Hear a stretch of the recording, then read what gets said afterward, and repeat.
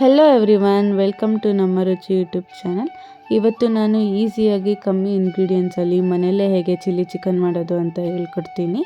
Ingredients ಬಂದು 30 ಇಂದ 40 ಹಸಿರು ಮೆಣಸಿನ್ಕಾಯಿ, ನಾನು ಕಟ್ ಮಾಡಿ ಇಟ್ಕೊಂಡಿರೋ ಕ್ಯಾಪ್ಸಿಕಮ್, 1 kg ಚಿಕನ್, 2 ರಿಂದ 3 table spoon chicken masala powder ಮತ್ತು ಆರ್ಗ್ಯಾನಿಕ್ ಫುಡ್ ಕಲರು. ಇದು ಆಪ್ಷನಲ್ಲಿ. ಇಲ್ಲಿ ಹಸಿರು ಮೆಣಸಿನ್ಕಾಯಿನ ತರ್ತರಿಯಾಗಿ ರುಬ್ಕೊಳ್ಳಿ.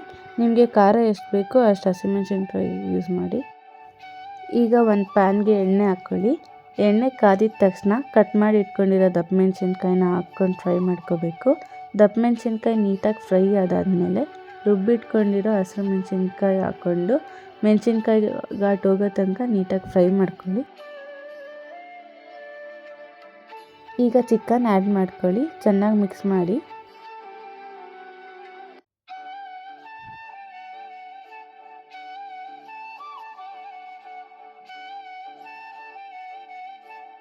ಒಂದು 2 ಮಿನಿಟ್ಸ್ ಆದಾದಮೇಲೆ ರುಚಿಗೆ ತಕ್ಕಷ್ಟು ಉಪ್ಪು ಆ್ಯಡ್ ಮಾಡಿ.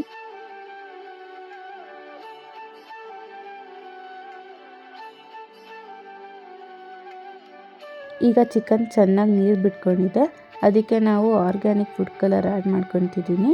ಇದು ಆಪ್ಷನಲ್ಲು, ನಿಮ್ಗೆ ಇಷ್ಟ ಇದ್ದರೆ ಆ್ಯಡ್ ಮಾಡ್ಕೋಬೋದು.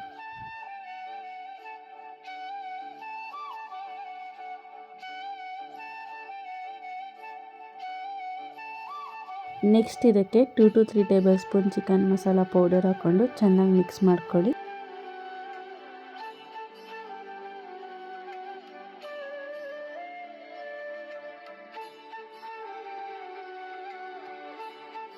ಈಗ ಅದೇ ನೀರಲ್ಲಿ ಮೀಡಿಯಮ್ ಫ್ಲೇಮ್ ಇಟ್ಕೊಂಡು ಚಿಕನ್ ಡ್ರೈ ಆಗೋವರೆಗೂ ಕುಕ್ ಮಾಡ್ಕೋಬೇಕು. ಈಗ ಕೊತ್ತಂಬರಿ ಸೊಪ್ಪು ಹಾಕ್ಕೊಂಡು ಮಿಕ್ಸ್ ಮಾಡ್ಕೊಳ್ಳಿ. ಈಗ easy and spicy chilli chicken ready ಇದೆ.